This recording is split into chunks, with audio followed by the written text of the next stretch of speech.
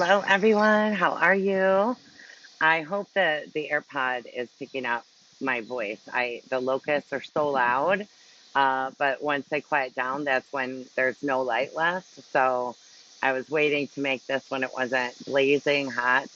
Like I said in my YouTube post, I'm thinking of all of you who don't have air conditioning. My mother and I were outside in St. Louis when it was 104 or 40 Celsius.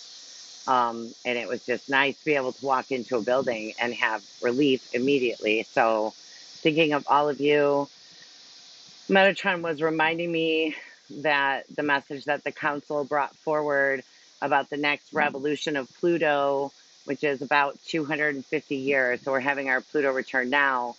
And during the next revolution, the video, The End of Corruption, was about how our money in the United States, anyway, would stop going to weapons manufacturers and have to go to climate change scenarios, is what he's saying. So, we still, for those of you who are not in the United States, a lot of people are convinced that the climate change issue is the government doing experiments. Big Energy, you have to give them credit. They've really done a good job in putting that out there.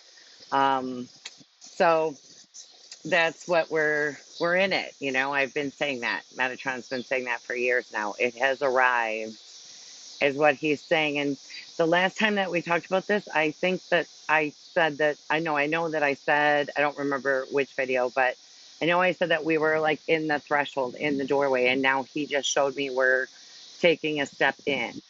Over the weekend, Greenland, so many glaciers melted that 6 billion gallons of water was put into the ocean just in one weekend.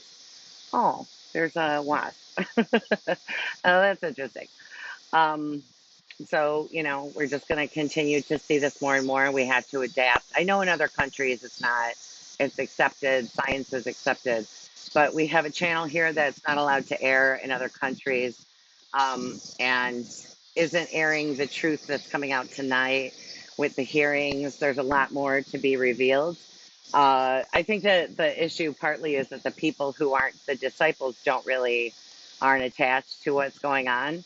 But it is important, and there are so many secrets coming up about the Secret Service, even um, things being hidden, and we have to take care of this now. Otherwise, the results of our complacency, is the word he's saying, will resonate much more later on. That was what Metatron said. It was funny when I made, not funny, but when I made the video and I spoke about the vision that I had of January 6th, I don't even remember. Somebody could maybe help me with when that video was out. I know I asked in September about the election, and I saw January 6th, and I saw a little bit more that hasn't quite played out, hasn't finished, is what he's saying. So many people heard what they wanted to hear that I actually had to go back and listen to the video because I thought maybe I had misspoke. So it's just really, we don't want to be attached to anything. I don't really see a huge difference in the two parties that we have here. But it is our Pluto return, and climate change was what they were really emphasizing, and it's happening. So, um, but I'm thinking of all of you, and I hope that you are well and comfortable. And we are going to talk about, I also want to mention lightning, because this is something that's been coming up for a long time now. When Pluto and Saturn came together in Capricorn, and that's 500 years it takes for them to come together in Capricorn again. That was with Ceres. Then there was also Mercury was there, but Mercury rules cycles. Ceres rules climate. She was the one who, when her daughter Persephone was kidnapped, and Jupiter, like to make the peace, said, "Well, your daughter can only come up out of hell for 6 months a year." She said, "Okay, well, you're going to have the harvest once a year instead of all year then." And she does have to do with climate. So she was a part of that. And I think it was just with Mercury as well. and Saturn and Pluto both being there, they kind of are, they lay things down and they transform things in a way that can't be changed. Uh, it's sort of like he's saying, he's using the expression out of our hands, where things are just going to take place. Like we can't, and I work with the elements. So I have asked, like, please, I've spoken to the wind, the rain, and all, and said, please don't let it rain till I get back to my car. If I'm in the woods, and always it happens that I'm walking through the parking lot, almost at my car, and I start feeling drops of rain coming. So yeah, in those instances, but it always needs to be for what is best for all that is. So we can curb that. But if something is needs to take place, or he's saying a new earth needs to take shape, then it's going to do what it's going to do. I personally do believe that there is an event, is the way it was coined.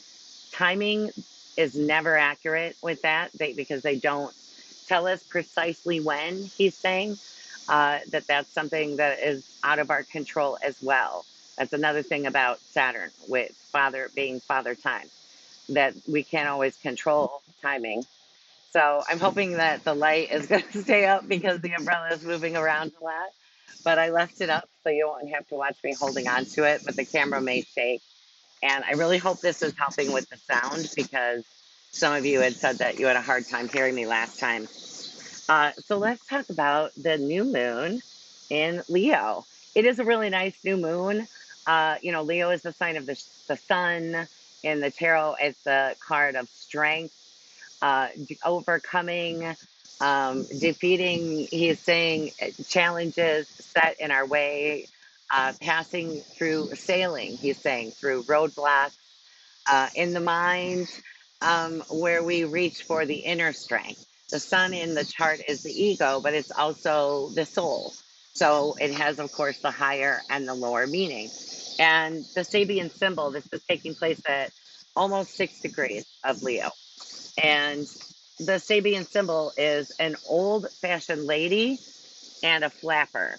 And they were written in the 20s, these symbols. So we think about like what has gone before, honoring ourselves in the present and looking at where we have come from. The Chandra symbol is getting off the hamster wheel, with Uranus and Taurus, and the way that the astrology is speaking in this at this new moon. It's really time to try something new. He's saying it doesn't need to be a challenge to leave the comfort zone. It can be something fun and something exciting. But we may, with this astrology, you can see the sun and the moon are in the seventh house, so that represents the other. And he is saying that it is important now that we take time for ourselves and connecting with our own inner being, finding the source of light within, and he's saying featuring, like each of us featuring, what we enjoy doing and what brings that inner spark to life. Sorry, my air conditioner just kicked on, so I hope the AirPod is picking all of this up. I'm actually going to check that. Oh, I can't check it if it's recording. But Gabriel is right with the moon, the asteroid that's named Gabriel. And so in Leo, Gabriel speaks a lot to inner wisdom. Um, he's saying the inner messenger within our hearts, reaching into our hearts and finding remembering what sparked that joy in childhood. Time for a new and exciting adventure. The wonder of a child and being filled with childlike wonder, but also hearing messages from spirit. It's not quite in opposition to Pluto, not quite. But there is the challenge of Pluto where something needs to go so that something else can be born anew. A lot of people I know, talking to all of you, are in flux right now between relationships, or about to start, or have just started a new relationship. I find it interesting that the South Node, which is typically what we want to move away from, is at the 1111 gateway. That gateway at 19, so in the tropical zodiac, they fall at 19 degrees of Scorpio, if any of you are wondering. And it's Zubin Ishmaeli, which is the scale, the northern scale. of the Libra constellation, or Serpentis, which is what the negative and where we want to move away from. It's just about at the midheaven in this chart. I'm wondering, I walked into a place of business today and I had a thought like, oh, I need to put a mask on. So I'm a little bit worried, not worried, but thinking like, I wonder if that's coming back. Um, or like maybe foreign travel, there could be some kind of disruption with that. Saturn and Union, are the asteroid Union, are both retrograde in opposition to Mercury in the seventh house. So if there is something that you had with a partner, especially for like a first spouse, time to let it go. I know for me, a lot of that stuff was coming back because we had court again last year, and I'm still working through it. I'm a work in progress. It's funny how I thought it was over, and then it all came crashing back. So, making peace with the past is what he's saying, making peace with it. I understand things that came about in my life that would not have happened if I hadn't had some negative experiences. So it's really reaching for inner joy and fulfillment, not allowing, he's saying, distractions of the mind or going back to the past to interfere with what we could be birthing. He said a while ago that everything that we want is right outside our comfort zone. I think that's been said more than once, but he was reminding me because of my Scorpio Taurus axis, where we don't really like change so much, and we can get comfortable in the uncomfortable. And he's saying it's time to unstuck ourselves and to move forward in any way that you feel comfortable with. There's a lot relating to self expression. Uranus, Mars, and the North Node of Fate are together in Taurus, and that perfects on July 31st, but they're very close, so they're conjunct in this astrology, and they're in a square to Mercury. And Mercury is like the counterpart, and also how we think, how we communicate, how we express ourselves, how we kind of roll with he's saying tide. That might be a clue to something coming up. But self expression is absolutely necessary in order to attain joy. So there may be something that, you may need to vocalize and let be known. And he's saying sharing the heart, sharing from your heart. Um, I like it that also Neptune is in a quintile with Mercury, because Neptune is, he's saying, unbridled joy, the potency of believing and having faith that the resources that we need will be there, sharing resources with others, sharing your story with others. That's why Chiron, and now I can't remember who the graceful spinner's name is, and I don't have it on this chart. I know that probably Suzanne is screaming it at me right now. But her name means the graceful spinner. She was married to Chiron. Somebody could put it in the comments. But they go hand in hand, because once we salve the wound, then the graceful spinner, we can spin what our new reality is, instead of just, how we were victimized, or that we don't have the inner strength, the power, the Leo, the sun that we all have in our hearts and in our minds. And then Black Moon Lilith and Venus are coming up to the fixed star Sirius. Eris right now is stationary in the sky. If you've been irritable, this is Thursday that I'm making this video, the 21st. So I was going to actually make a post on Instagram about wrapping up Cancer season while the moon was in Taurus, which is where the moon loves to be more than Cancer.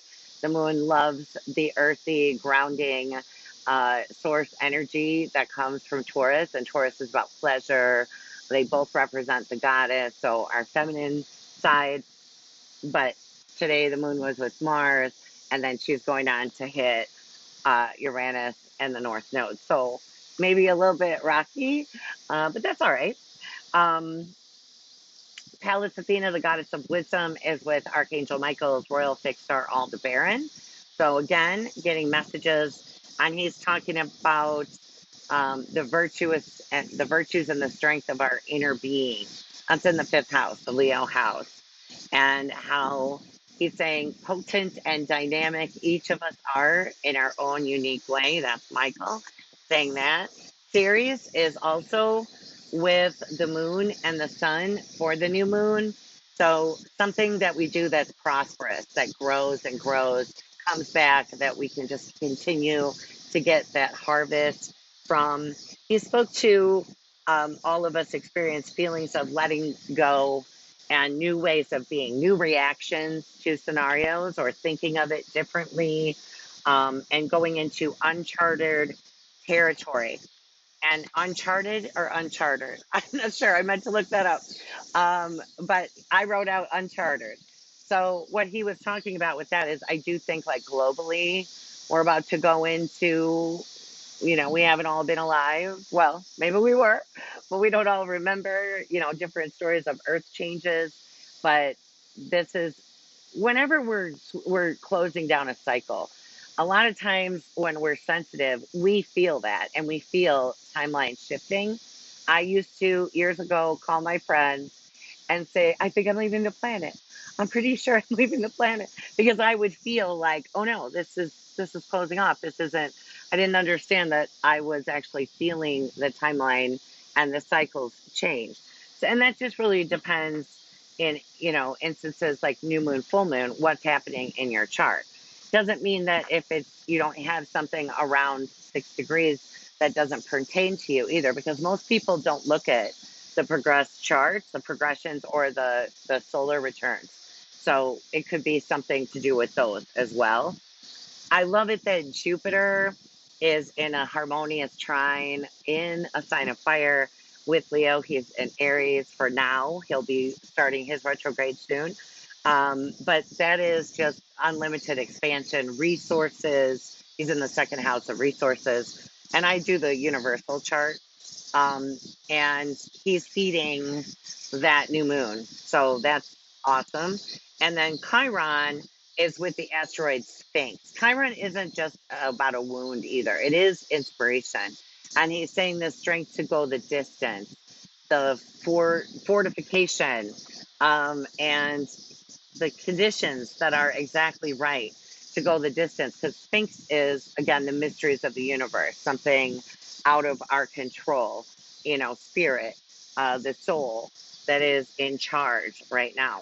I think we all feel a little bit like that. And when I speak to all of you, it's like nobody can really quite see what exactly is coming up for them.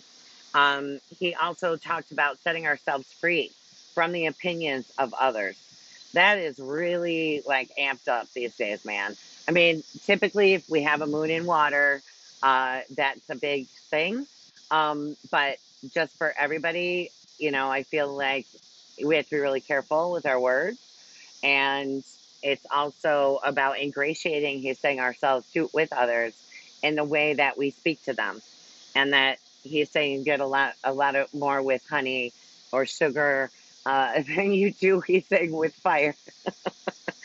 Um, and then feeling the expression of the true self inward and outward, and allowing that to come forward, and really just, I'm not saying not to care what people think, because that sounds a little bit rude, but just not taking it to heart. Everyone's opinion of us is the reflection of themselves.